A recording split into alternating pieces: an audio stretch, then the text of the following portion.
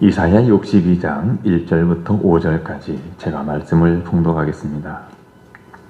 나는 시온의 의의가 빛같이 예루살렘의 구원이 횃불같이 나타나도록 시온을 위하여 잠잠하지 아니하며 예루살렘을 위하여 쉬지 아니할 것인즉 이방 나라들이 내 공의를 못 왕이 다 내 영광을 볼 것이요 너는 여호와의 입으로 정하실 새 이름으로 일컬음이 될 것이며 너는 또 여호와의 손에 아름다운 관 내 하나님의 손에 왕관이 될 것이라. 다시는 너를 버림받은 자라 부르지 아니하며 다시는 내 땅을 황무지라 부르지 아니하고 오직 너를 헵시바라 하며 내 땅을 빌라라 하리니 이는 여호와께서 너를 기뻐하실 것이며 내 땅이 결혼한 것처럼 될 것임이라. 마치 청년이 처녀와 결혼함 같이 내 아들들이 너를 취하겠고 신랑이 신부를 기뻐함 같이 내 하나님이 너를 기뻐하시리라. 아멘. 이 시간에 내 하나님이 너를 기뻐하시리라 이란 제목으로 함께 말씀을 나누겠습니다. 심리학 용어 가운데 유기불안 이런 말이 있습니다. 유기불안, 한자말 풀이 그대로 버림받을까 두려워하고 불안해하는 감정을 가리킵니다. 정신과 의사인 김현철 선생님이 쓰신 불안하니까 사람이다 이런 책에 어느 커플 이야기가 소개되어 있습니다. 그들은 최근 들어서 자주 다투었습니다. 사실 여자는 예전부터 이 남자와는 맞지 않는다 이런 생각을 해왔습니다. 그래서 몇 번이나 헤어지려고 결심을 했지만 그게 말처럼 쉽지만은 않았습니다. 주변에서는 여자를 향해서 차라리 그럴 바에는 헤어져라 이렇게 권고했지만 끝내 울며 겨자 먹기 식으로 그녀는 항상 그의 옆에 있어야 했습니다. 그녀가 이렇듯 남들 볼 때에 이해하기 힘든 행동을 하는 이유가 있습니다. 누구라도 자기 옆에 두고 있는 것이 그나마 아무도 없는 것보다 낫다 그런 생각을 했기 때문입니다. 그래서 남자친구와 사이가 나빠진 뒤로 그녀는 한편으로 불안해지기 시작했습니다. 홀로 설 수도 없고 그렇다고 편히 기대지도 못합니다. 또한 혹시나 남자로부터 버림받을까봐 투정조차 부릴 수가 없었습니다. 이렇듯 그녀가 주변 사람들의 만류에도 불구하고 만족스럽지 못한 교제를 유지했던 이유는 그 남자를 향한 진실한 사랑이 아니라 버림받음에 대한 불안, 즉 유기불안을 잠재우기 위한 몸부림 때문이었습니다. 그런데 그녀가 이런 유기불안에 사로잡히게 된 원인이 있었습니다. 그녀는 부모님이 일찍 이혼한 탓에 어릴 때 이 집 저 집으로 떠돌며 성장했습니다. 또한 충분한 사랑을 받지 못했고 방임에 가까운 환경에서 자란 까닭에 그녀는 항상 자신의 모습은 초라하고 보잘것없다 이런 생각을 해왔습니다. 그렇기 때문에 지금도 남자친구에게서 실망을 반복하면서도 차마 헤어질 수가 없었던 거예요. 이 남자로부터 혹시 버림받으면 어떻게 될까? 버림받음에 대한 두려움 때문이었죠. 여러분은 어떻습니까? 혹시 여러분도 버림받음에 대한 상처를 안고 살아가지는 않습니까? 그래서 그 상처를 제대로 극복하지 못한 채 불만족스러운 관계를 유지하고 계시지는 않습니까? 사실 모든 사람들은 정도의 차이가 있을 뿐 누구나 이런 버림받음에 대한 공포와 불안을 갖고 있습니다. 이런 시각으로 오늘 본문 속에 나오는 유다 백성들의 마음을 살펴볼 필요가 있습니다. 학자들마다 약간 의견 차이가 있지만 오늘 우리가 살펴보는 이사야 62장은 이스라엘 백성들이 바벨론 포로 생활, 70년 포로 생활을 마치고 다시 고국으로 돌아왔을 때의 상황을 배경으로 쓴 말씀으로 보고 있습니다. 자, 이것을 전제한다면 우리는 그런 그들 마음 깊은 곳에 그들도 하나님으로부터 버림받음이라고 하는 이런 상처를 안고 있음을 알 수가 있습니다. 자, 우리는 이와 관련해서 고대 중동 사람들이 전쟁을 어떻게 이해하는지를 살펴봐야 합니다. 현대를 살아가는 우리에게 있어서 전쟁은 나라와 나라 간의 혹은 민족과 민족 간의 대결입니다. 그래서 전쟁에 이기고 지는 것은 각 나라의 군사력에 달려있다라고 생각을 합니다. 전쟁 무기가 얼마나 좋으냐, 군사력에 따라서 이기고 지는 것이 결정된다고 생각을 하는데, 하지만 고대 중동의 사고방식은 달랐습니다. 그들은 전쟁을 단지 사람들 간의, 나라와 나라 간의, 민족과 민족 간의 싸움으로 이해하는 것보다는 신과 신의 대결로 이해했습니다. 따라서 그들에게 있어서 전쟁의 패배는 단순히 국가 대 국가의 대결에서 진 것이 아닙니다. 자기들의 섬기는 신이 당신들의 백성들을 향한 보호와 돌봄을 포기하고 다른 신의 백성들에게 굴욕당하고 유린당하는 것을 방관했다라는 그런 뜻이었습니다. 우리가 섬기는 우리 신이 우리를 지키고 우리를 보호해주고 우리를 도와야 되는데 우리 신이 우리를 버리거나 우리를 포기했다, 이런 생각을 갖게 된 거죠. 자, 이런 시대에 다윗에 의해서 최고의 전성기를 구가하던 이스라엘은 그의 아들 솔로몬이 죽은 이후에 남유다와 북이스라엘로 분열되었습니다. 북이스라엘의 수도는 사마리아가 되고 남유다의 수도는 예루살렘입니다. 그리고 이스라엘이 분열된 지 약 200년 후에 북이스라엘은 아수르 제국에 의해서 멸망을 당하고 남유다만 존속을 하다가 또 그로부터 135년 후에 남유다마저 바벨론 제국에 의해서 멸망하게 됩니다. 이때에 남유다의 왕과 또 제사장과 또 국가의 지도자들과 또 백성들이 바벨론의 포로로 끌려가는 신세가 되고 말았죠. 자, 그렇다면 이와 같이 동족인 북이스라엘 백성들이 먼저 아수르 제국에 의해서 멸망당하고 자신들 역시 바벨론 제국에 의해서 점령당해서 이방 나라에 포로로 잡혀갔을 때 남유다 백성들의 마음 깊게 들여온 감정, 그것이 무엇이었겠습니까? 그것은 한마디로 하나님께서 우리를 버리셨다, 이런 하나님으로부터의 버림받음에 대한 상처입니다. 우리가 부모에게서 혹은 연인에게서 버림받은 일도 결코 지울 수 없는 상처인데, 존재의 근원인 하나님으로부터 버림받았다라고 생각할 때 그들이 얼마나 큰 아픔에 시달렸겠습니까? 이토록 치욕적인 고통과 절망이 바벨론 포로 생활을 하던 온 유다 백성들 마음속을 헤집고 다녔습니다. 하지만 이와 같은 그들의 마음과는 달리 하나님께서는 계속해서 여러 많은 선자들을 보내시면서 하나님 당신의 뜻을 전하셨습니다. 그래서 그런 지금 그들의 뺨을 타고 흘러내리는 눈물이 결코 그 자체로 그치지 않고 더욱 환한 미소로 이끄는 구원의 씨앗이 될 것을 명백히 선포하셨습니다. 그리고 70년의 시간이 흘러서 이러한 하나님의 말씀이 마침내 실현되어서 유다 백성들은 다시금 약속의 땅으로, 고국 땅으로 돌아오는 감격을 누리게 되었습니다.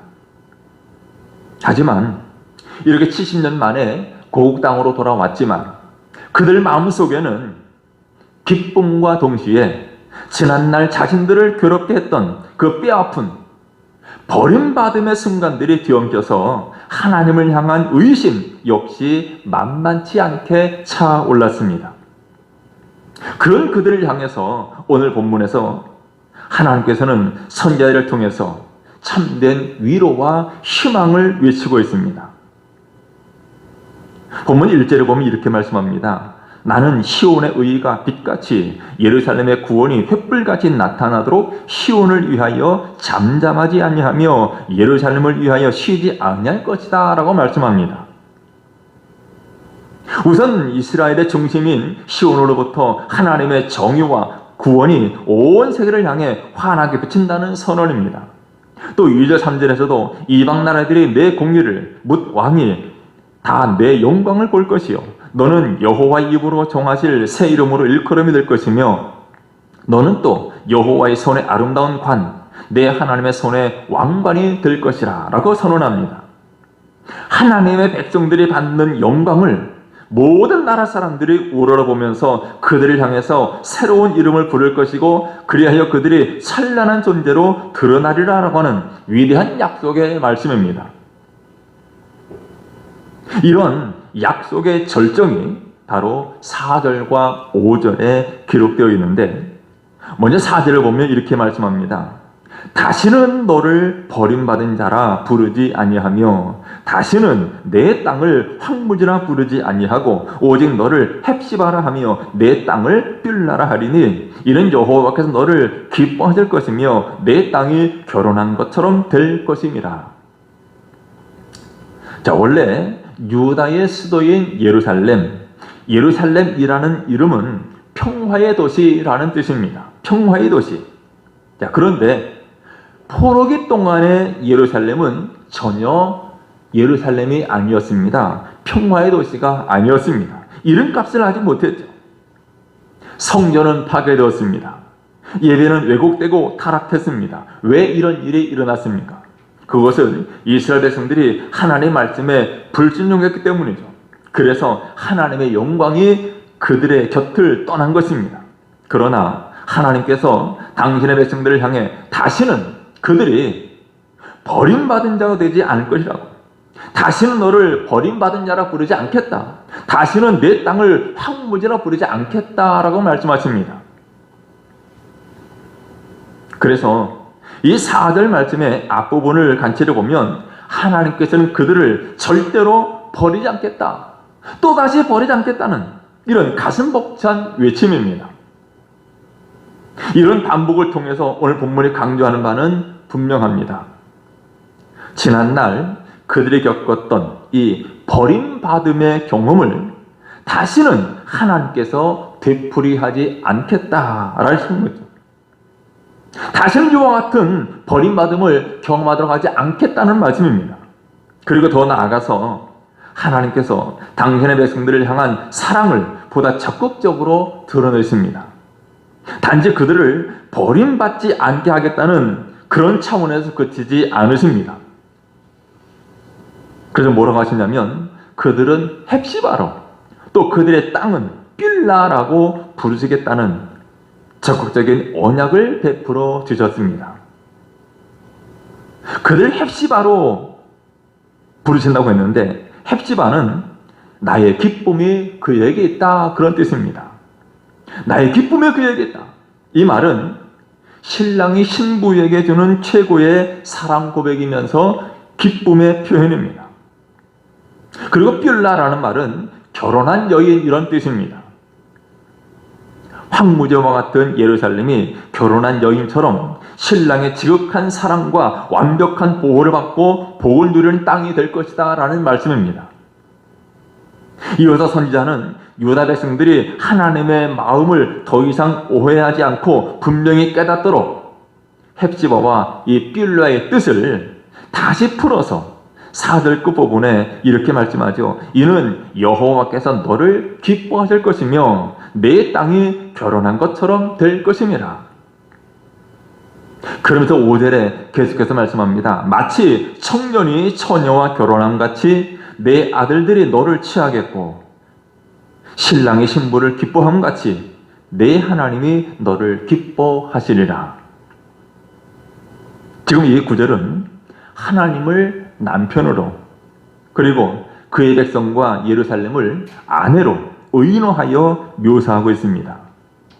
마치 청년이 처녀와 결혼함 같이 그리고 신랑이 신부를 기뻐함 같이 하나님 당신의 백성들을 다시 맞아들여서 품에 품고 기뻐하신다라는 말씀입니다. 여러분, 이것은 명백히 버림받음과 대비되는 상징입니다. 하나님께서는 유다 백성들의 그 치욕스러운 과거를 씻어주는 것으로 그치지 않으십니다. 그들을 다시 드높여서 당신의 사랑과 영광으로 채워주시겠다라는 말씀이죠. 그리고 이러한 위대한 언약의 중심에 바로 하나님의 기쁨이 빛나고 있습니다. 특별히 우리는 4절과 5절 말씀에서 기쁨이 반복되고 있음을 주목하게 됩니다. 여호와께서 너를 기뻐하실 것이다. 5절 말씀에서는 내 하나님이 너를 기뻐하시리라 라고 말씀했죠. 당신의 백성들을 향한 하나님의 기쁨이 선명하게 드러나고 있습니다. 여러분, 하나님께서는 지치고 힘든 포로 생활에서 다시 돌아오는 이 유다 백성들, 그리고 오늘 이 시간 하나님 앞에 예배하는 우리들을 기뻐하시고 또 기뻐하십니다. 이처럼 그 옛날 하나님의 선지자를 통해서 하나님께서 당신의 백성들에게 반복적으로 강조하시면서 전하고자 하시는 말씀은 분명합니다. 하나님께서 결코 우리를 버리지 아니하시고 기뻐하신다라는 것입니다. 여러분, 하나님 결코 우리를 버리지 아니하시고 우리를 기뻐하십니다. 여러분, 하나님 우리를 기뻐하신다.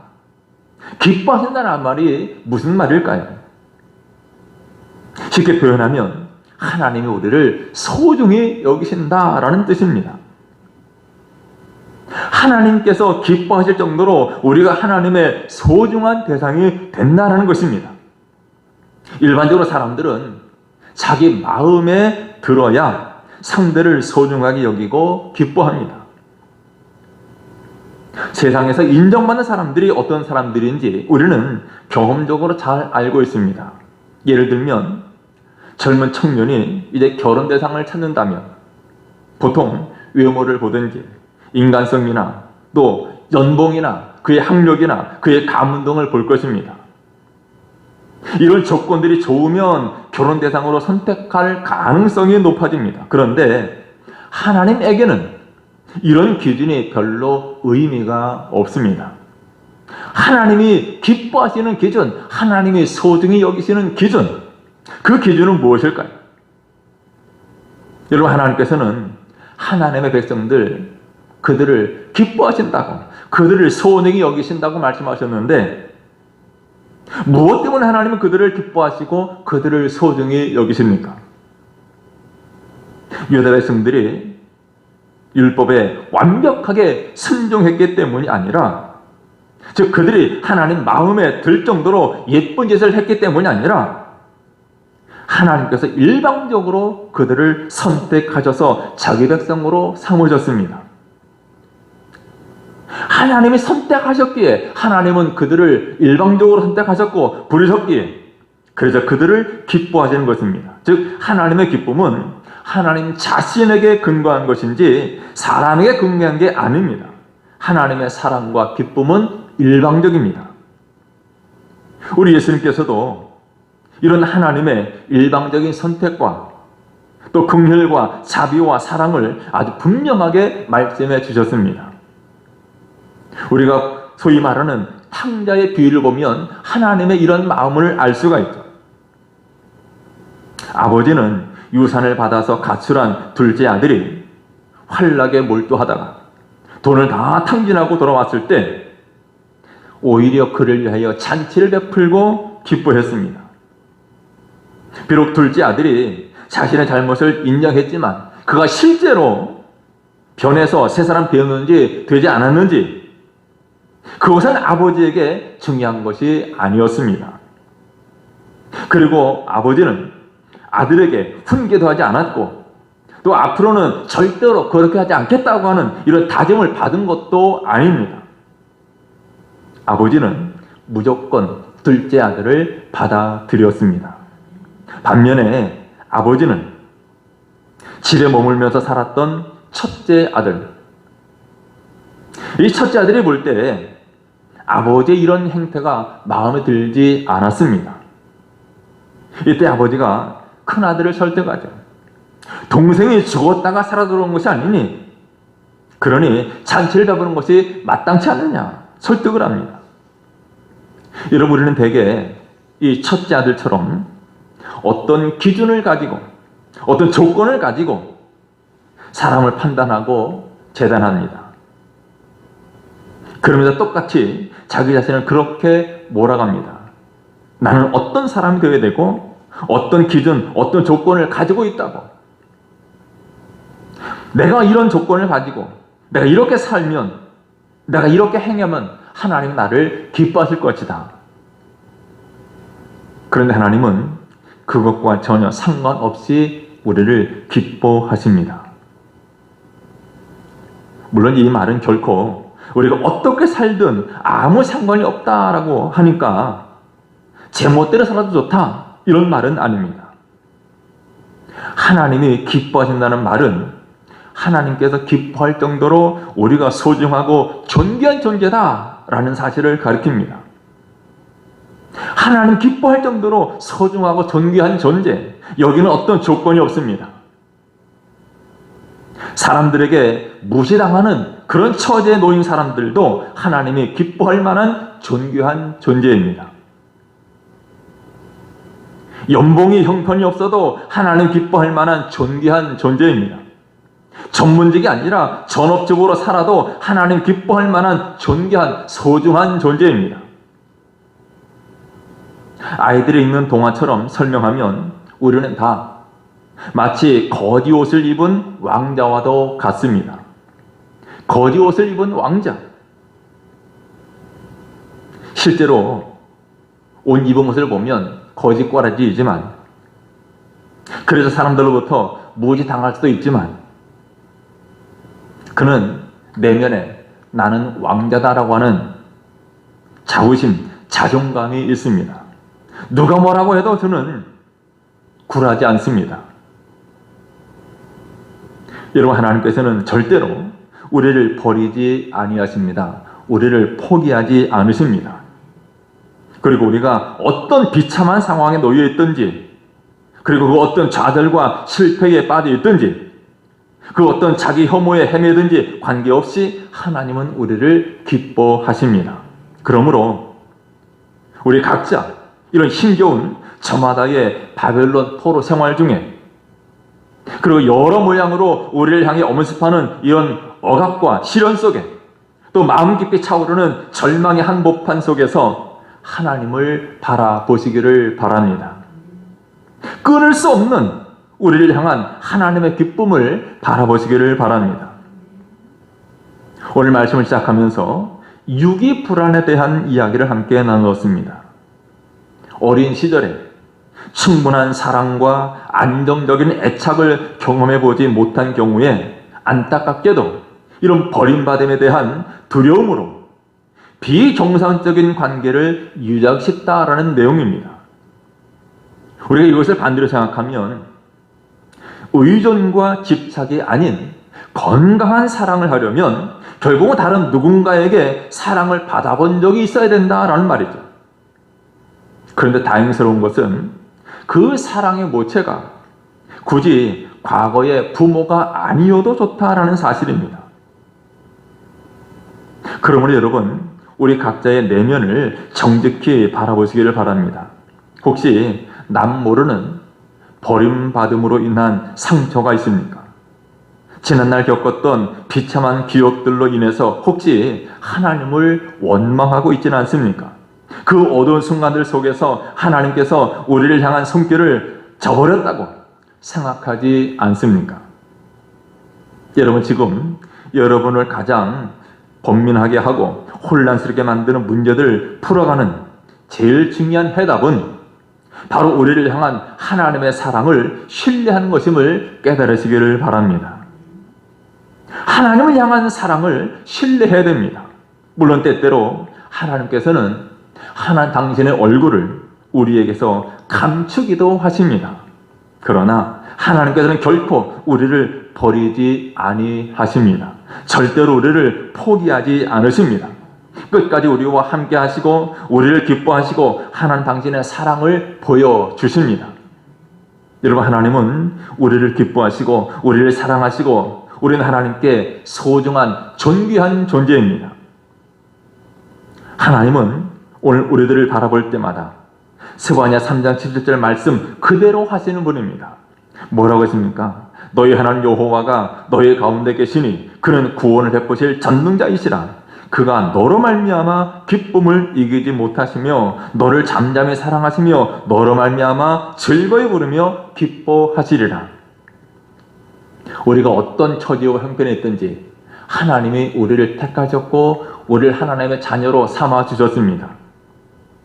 그런 우리를 바라보시면서 하나님은 기쁨을 이기지 못하신다고, 우리로 말미암아 즐거이 부르며 기뻐하신다고 말씀하고 있습니다.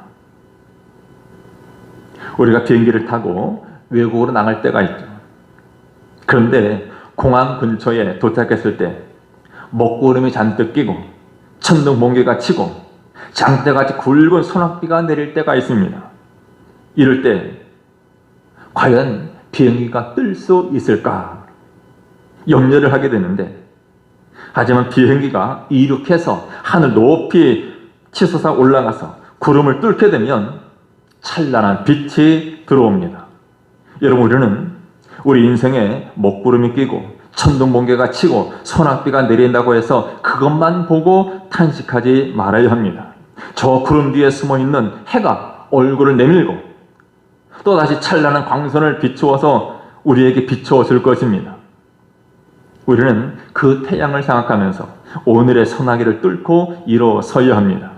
여러분, 하나님은 우리를 버림받은 자라고 부르지 아니하십니다. 우리를 기뻐하십니다. 우리를 향해서 내가 너를 기뻐한다 말씀하십니다. 신랑이 신부를 기뻐함 같이 하나님께서 여러분을 기뻐한다는 이 사실을 신뢰하고 어떤 절망적인 상황에서도 하나님을 바라보는 여러분 되시기를 주님의 이름으로 축원합니다. 기도하겠습니다. 거룩하신 우리 하나님은 결코 우리를 버리지 아니하시고 우리를 포기하지 않으십니다. 우리가 어떤 어려움 속에 있을지라도 우리를 사랑하시고 우리를 소중히 여기고 존귀히 여기시며 우리를 바라보시며 기뻐하시고 즐거워하신 하나님을 바라보는 우리 믿음의 눈을 열어 주옵소서. 그야에 우리도 우리 하나님의 사랑 안에 거하게 하시고 우리 하나님 사랑 안에 기뻐하고 즐거워하고 감사하는 삶 살아가게 해 주옵소서. 예수님의 이름으로 기도드리옵나이다. 아멘.